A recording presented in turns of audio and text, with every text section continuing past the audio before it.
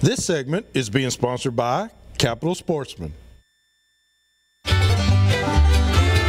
everyone, Southern Waters Pictures of the Week are being brought to you by those great folks out there at Flowers Garden Center. Hey, I'm going to tell you again the address. You ought to know it by heart like I do. And that is it's 4550 Eatons Creek Road. And I'm going to tell you something. You got to go check them out there. I know some of you might think, well, that's way over there in West Nashville. Well, go on over to West Nashville and bring up the upbringing over there and go see Mike and Deborah. I promise you, you will not regret it. Mike has got some of the prettiest flowers. To be an old ugly man like me, he got a green thumb, but he's got a good green thumb. And by the way, Flowers Garden Center's got 20% off all their plants starting tomorrow, which is Friday, May 12th. And it goes through Mother's Day. So guys, you want to impress mom or the little lady around town or at the house, you need to go get you some 20% off over there at 4550 Eatons Creek Road, Flowers Garden Center. Hey, our first picture here. Gotta show you. You remember I was telling y'all about the little tournament, the max size tournament last weekend?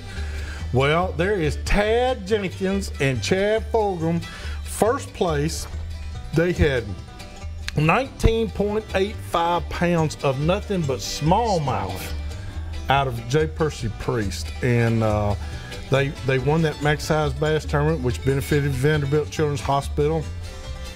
I do want you to know that Tad and Chad donated that money back to that cause. After they won it, they donated it back. They said, and just, you know, you just, when you see a class act, you know, guys, that's what it's all about right there, is a class act. They won it, but they're out there all the time. They do it. They love it so much. They just felt like giving back, and so they just donated the whole thing back. So great job. Tad Jenkins, Chad Fulgham, two fine fellas out there on Percy Priest Lake. Second place winners. Hey, we got to show these guys too.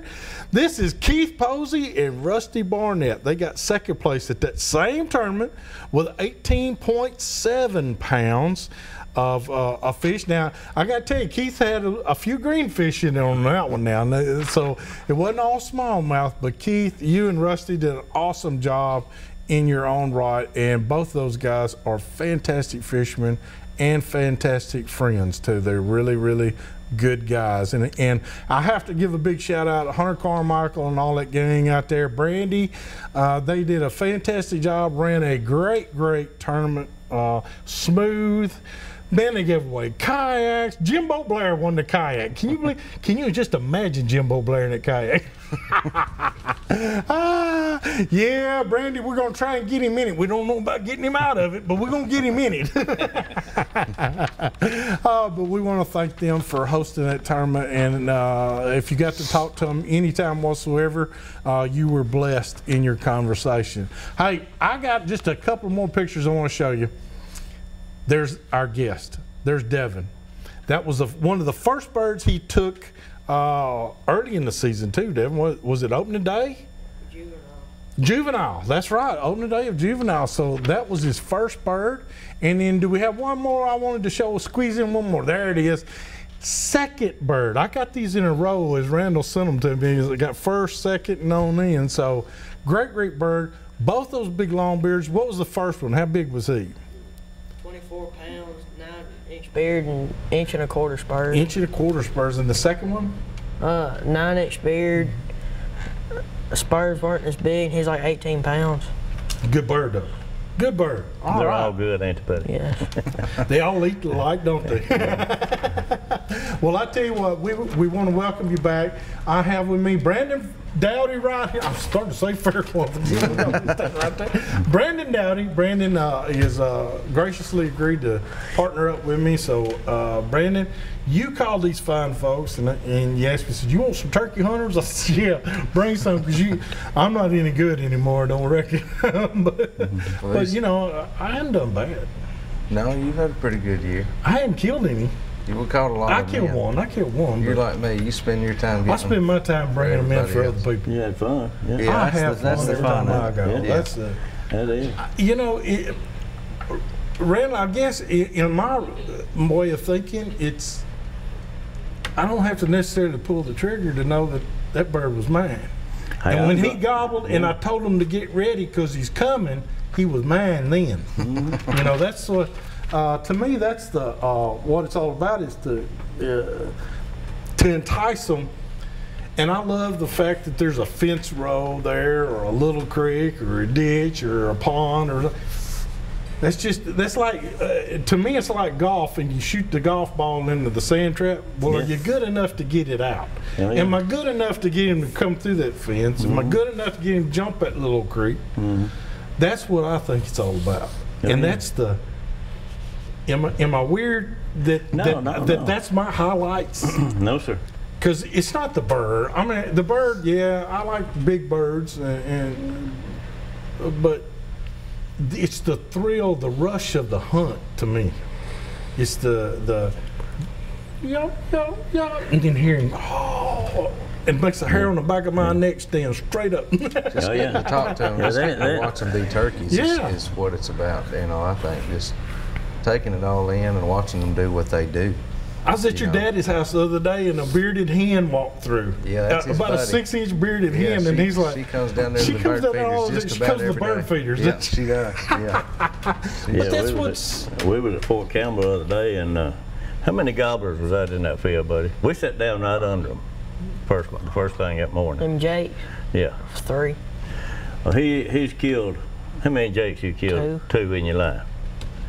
And that ain't counting the one where I was helping you. Yeah, he killed 2 Jakes out of them. How many birds, buddy? How many? 30. 30 gobblers. good. So we was there the other day, and these old birds give us a slip, so we had to sneak around the field, get down there in front of them. I looked at him and I said, "But that's 3 Jakes down there." I said, "If you want to get one," as soon as I said that, he's nodding his head. You know, there ain't no long beards, but he's killed plenty of long beards. And you hear people say that when he killed a Jake, I ain't never done that I didn't mean to. Have you? Not once. No. Never in my life. So he killed that old Jake, and his face was just as big as it was. It'd have been a gobbler. It'd make a bit of difference then. Well, when you've killed 30 longbeards, you know, come on. A Jake's fine. At that point, it's about the experience with Granddaddy. You know what I mean? That's it. You know, it doesn't matter about the beard or the weight or nothing else. It's the experience with Granddaddy, and that's, you know, that's where it should be. It should be that way. Yeah. And it's that family time, that hunting time. That memory will never go away. Oh yeah. It'll always be there. His daddy was there with him too. We was all Oh yeah. That turkey couldn't get away, man. He didn't stand a chance with you boys at Well, let me ask you, because the season is dwindling down to the end, and we got the last weekend coming up. Some of our hunters out here want to know, if they're just not calling, if they're not sounding off, what tactic would you use to try and harvest a bird this time of year? I'd want to know where my hens are sitting on the fields. When you start seeing in the season, you start seeing a little old hen creeping around, and if you drive by, she sits down to hide instead of running. She is in the hiding mode.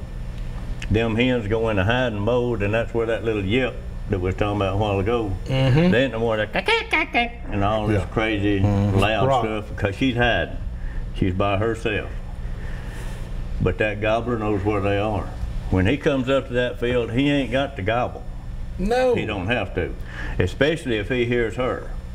But now he might come up there and gobble, or before he comes out of the woods, he might gobble. Especially if you have made a little yelp or hit your wing or something like that, you know.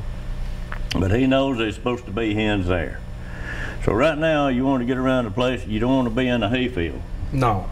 They don't like being really wet. No. So I call it shiny ground, whether it's a cow pasture or ag crop from this past spring, you know. Maybe a little wheat field or something like that. Where you can see some dirt in. Yeah. You know, they like that. I wish I'd have brought my bottle of stones. I took 2 stones, or 2 gizzards, and took the rocks out of them. Now, I've killed chickens all my life, used to raise them and kill 50 of them a year, you know, and eat a bunch of gizzards, but I ain't never looked at the rocks in them. Somebody on Facebook said something about them rocks. They are full of rocks. Yeah, they are. I mean, absolutely full. So they peck all the time. They're all the time picking up rocks and stuff. But that's why they like that kind of shiny ground. He can see what he's scratching. He can raise his head up and keep a lookout for, you know, just any kind of predator or whatever. But they like doing that. They don't have to get wet. They can take off flying. You know, turkey can't spread its wings and fly scared. So right now, just get around wherever you know that them hens might be sitting. And if it don't gobble, it goes back to, I want to call him, you know. Well, give him a little call if you want to give him a little call. But don't just go down through there and just, and then just keep on doing that, you know, and the crow call and stuff. No. And, or get on the box call and go to cranking down on him and stuff. If you want to really, to see what one's doing, just get in there and take a little wing. I keep one in my vest. A lot of people use a hat, but this thing sounds like a gobbler strutting. That's what a gobbler's wing sounds like when he drags it on the ground. If it touches anything, you can take that. When that turkey is in the egg, the last 72 hours, I used to raise them, in the last 72 hours you got to up the water on them because they are getting to where they'll move around. You can pick the egg up and it's heavier, you know. Well, from then on, I know Mama Hen talks to them real low. And what a lot of people don't understand, that little old turkey before he's hatched, he's used to this sound. Not that. And her going, tok, tok. No louder than that. He hears that. And when he hold on, we got to do a product we run. So man, I've been doing it. I can't hardly pull away. But we got to pay the bills around here. So let's do our product of the week right now. It's being brought to you by Caney Fork Outdoors. They have 2 locations. One in Donaldson, right there at the Donaldson Shopping Center, and again, Big Rock over there at Caney Fork River. You got to be there Saturday. Waterpalooza's this Saturday. This Saturday, I guarantee you, everybody, there's be 1,800 people there.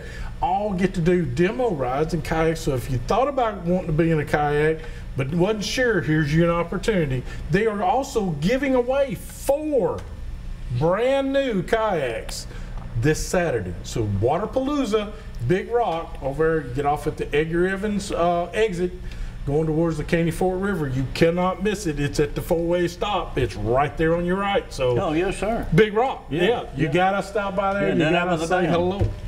It's gonna be big, huge, all kinds of food and everything. Hey, we got our great product. I gotta tell you about this product. This product is a duck call. This duck call is made by a 23-year-old young man in Gladeville, Tennessee, and his name is Austin Lanham. And Austin, you have done a fantastic job. He makes them out of this. This is the one he calls lightning. It's spalted maple, but it looks like lightning bolts going through it. He also makes another one. This is Cocobolo wood, and Cocobolo wood is a real hard wood, so it makes it a lot raspier. And you did very well on it a while ago. Do some calls for us just for a little bit, and let's see what it sounds like.